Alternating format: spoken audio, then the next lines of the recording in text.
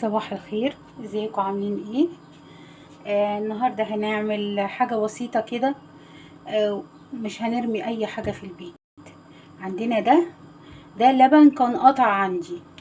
تمام، لما قطع اهو، فانا صفيته من الميه، يعني حطيته على النار يسخن شويه وصفيته من الميه، وبقى عندي جبنه كده ما فيهاش اي حاجه اقدر اعمل بيها حلويات. فهعمل النهارده ايه؟ هعمل النهارده كنافه بالجبنه اللي هي بتاعه اللبن القاطع. هنشوف الاول هنعمل ايه. اول حاجه هنحضر الكريمه. عندنا هنا دي معلقه ايس كريم اللي هو بالفانيليا، ايس كريم بالفانيليا هحطها. كمان معلقه كريم شانتيه اهي، كريم شانتيه احطها برضو فين؟ في الخلاط.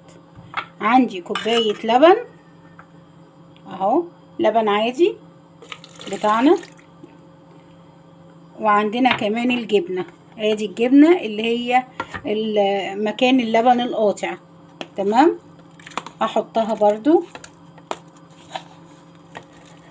دول حوالي كانوا كيلو لبن وقطع يعني، فانا ما برمهوش، بستعمله كده في الحلويات.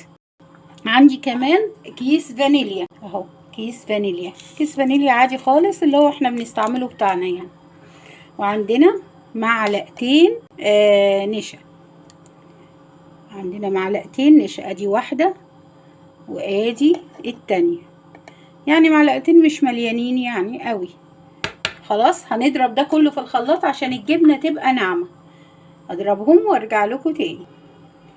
وهنا الخليط اهو انا ضربته، هحطه فين؟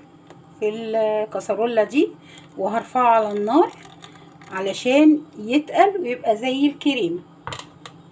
تمام، هنروح بقى نلفه على النار.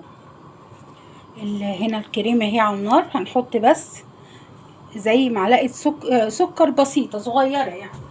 تمام، وهنقلب علشان انا ما بحبش احط في الكريمة سكر، علشان بعتمد على العسل. انا اهو هناك كنت عاملة العسل بتاع الايه، بتاع الكنافة. العسل بتاع الكنافة كوبايتين سكر، كوباية ايه مية، ومعلقة عسل نحل او معلقة عسل جلوكوز، ونص ليمونة.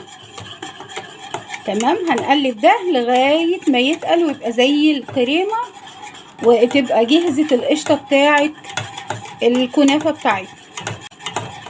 مش اي حاجة ترميها، لان الحاجة بقت غالية دلوقتي، اللبن غالي وكله غالي. لا، نستفاد منه بقى ونعمل منه حاجات جميلة. ممكن تعملي منه حاجات حادقة وحاجات وحلويات يعني.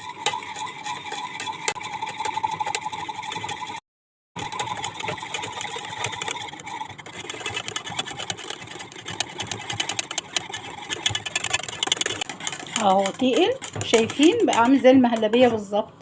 تمام، خلاص كده بنسيبه بس يبكبك. خلاص كده تمام، نقطع عليه ونكمل الوصفة. ادي الصينية اللي هنعمل فيها، انا حاطه فيها لون علشان يدينا اللون الاورانج اللي هو بتاع الايه الكنافة اللي هي النابلسية وكده. بس طبعا دي مش نابلسية، بس يعني والله بصوا جربوها هتعجبكم جدا جدا. تمام، بندهن الصينية سمنة كويس قوي، لان الكنافة بتحب السمنة يعني. انا لا بدلق عليها سكر ولا سمنة، انا بكتفي بالسمنة بتاعتنا بتاعت اللي هي ايه الصينية. تمام، هنبتدي نحط الكنافة. طبعا الكنافة كانت في الفريزر وانا مقطعاها بالطريقة دي. ممكن كنافة برضو تكون ايه صبحة يعني، مش مشكلة. المهم ان انت تقطعيها صغير وخلاص.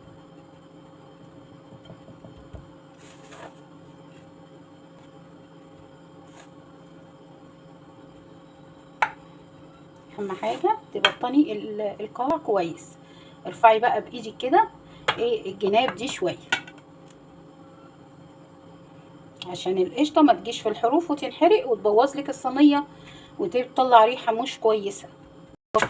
تدوسي عليها كده لغاية ما تثبت وتبقى بصوا مستوية كده وايه، ومش منعكشة ولا اي حاجة. هنجيب بقى الكريمة بتاعتنا، ادي القشطة بتاعتنا وهنحطها فين؟ في نص الصينيه. تمام. هنا اهي شايفينها حاطينها اهو. ومتش انا في الحروف، اهم حاجه ما تجيبيش في الحروف يعني تحسبا يعني عشان ما يجرالهاش اي حاجه. ونبتدي نغطي الصينيه بتاعتنا.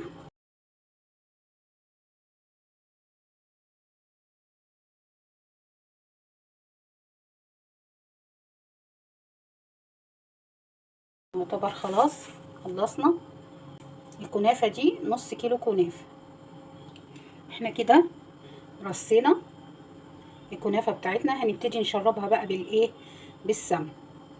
اهم حاجه الكنافه بتحب السمنه يا جماعه، مش مهم السمنه اللي انتي بتستعمليها نوعها ايه، سمنه بلدي، سمنه في العلب، مش مهم. اهم حاجه انك تحطي لها سمنه كويس.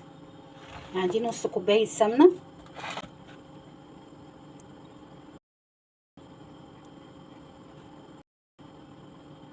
احنا كده تمام اهو. دهنا الوش بالسمنه. هندخلها على فرن على 180، واول ما تخرج ووشها يحمر نسقيها شربات ونقدمها ان شاء الله. الكنافه خرجت من الفرن، شايفين؟ في منتهى الجمال. انا بس قلبتها على الوش ده، يعني على الظهر اللي هو بيبقى ايه منتظم. تمام. هنحط بقى العسل اهو، بس كفايه. وهنبتدي ايه؟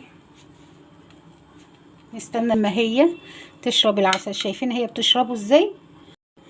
انا بحب اكلها بالمعلقه